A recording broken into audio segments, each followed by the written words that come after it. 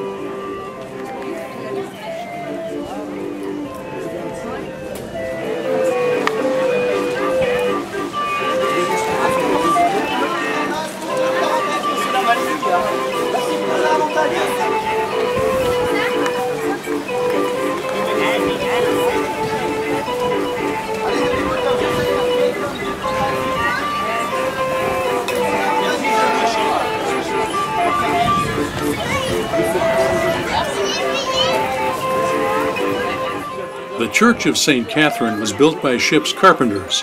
The ceiling is essentially an inverted hull of a boat.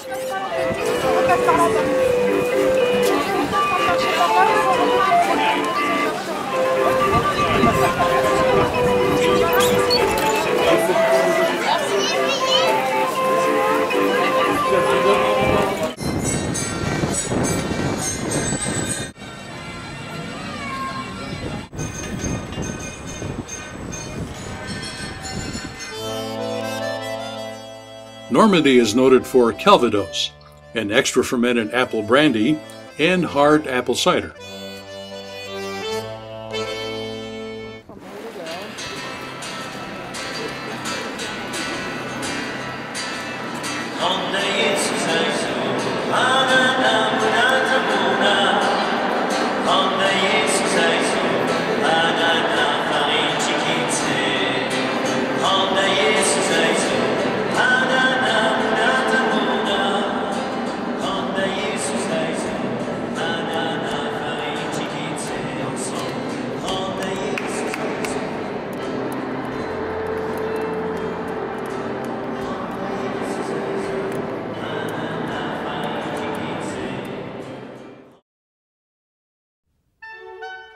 When in Normandy, you eat cheese produced by Norman cows.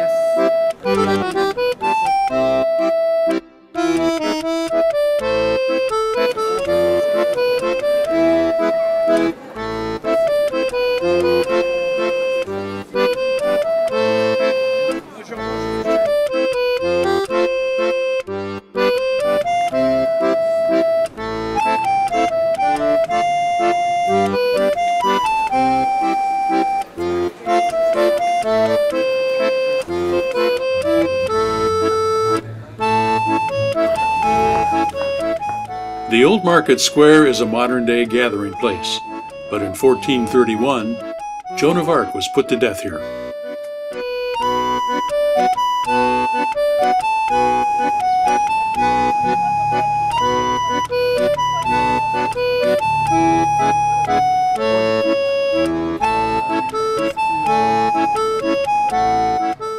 This surviving building overlooked the execution.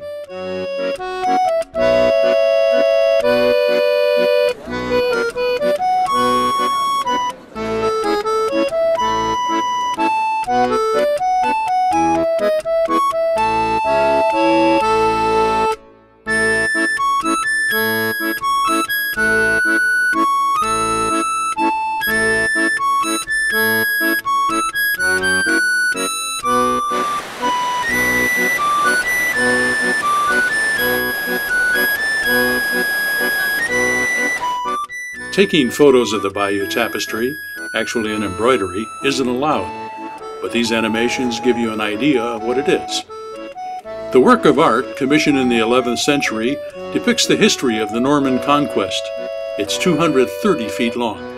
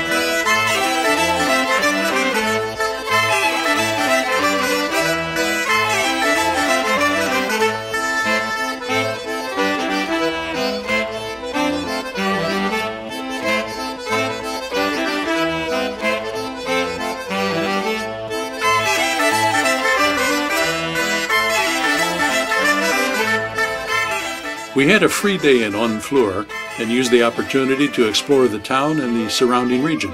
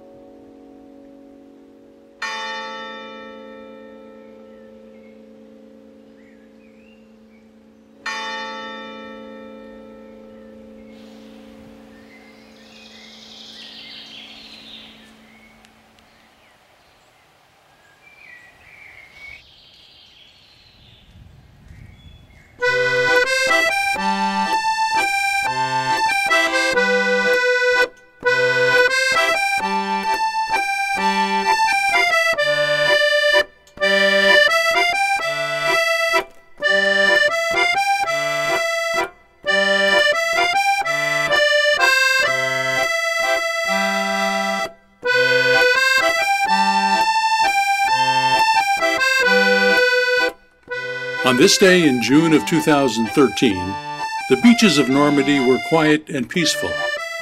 69 years ago, it was a different story.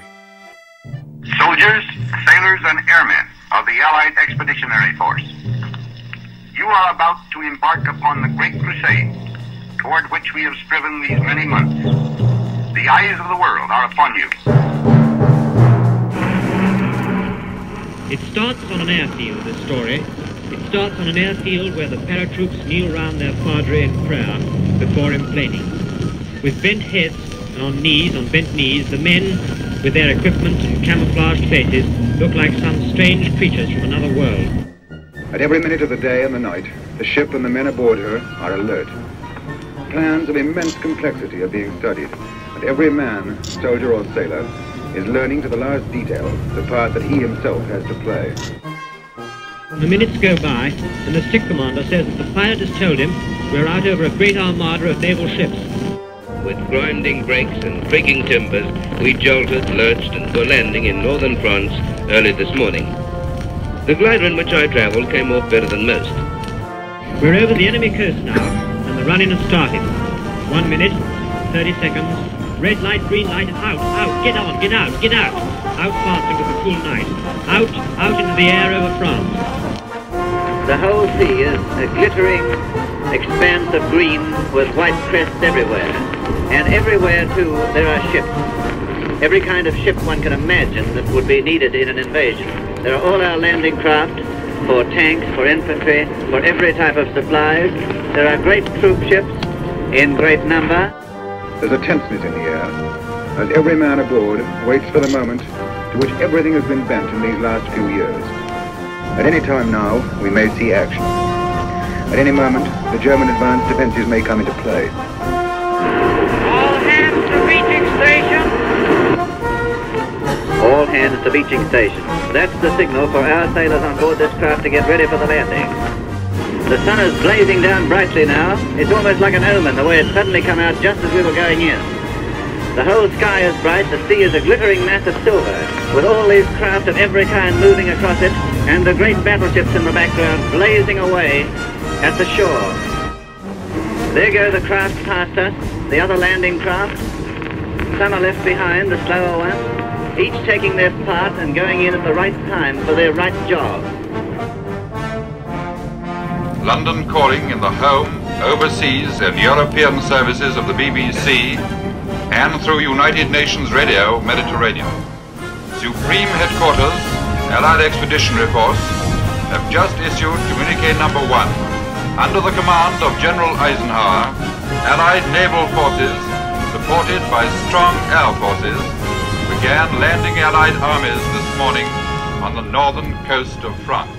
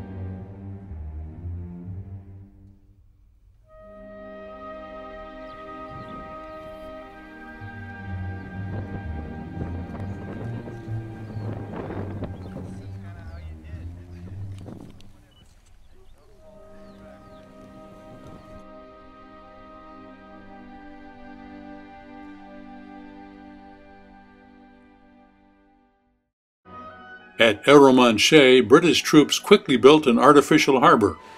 Pieces of it still remain.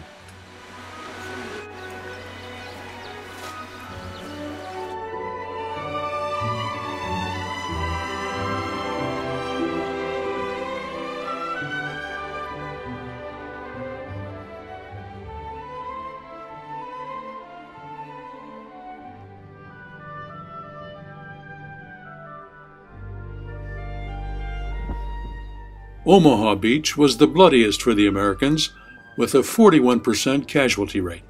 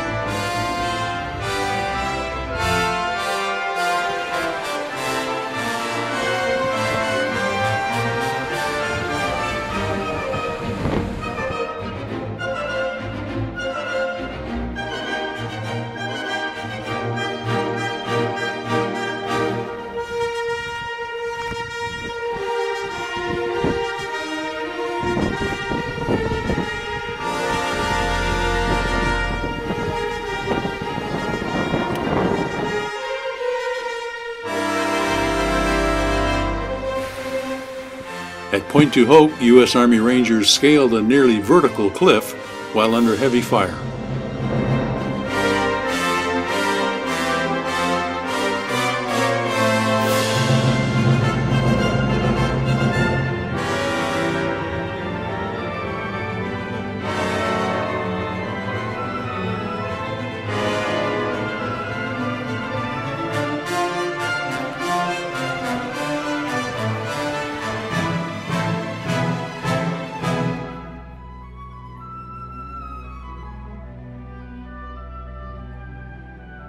To hide their defenses, Nazis used France's ubiquitous hedgerows.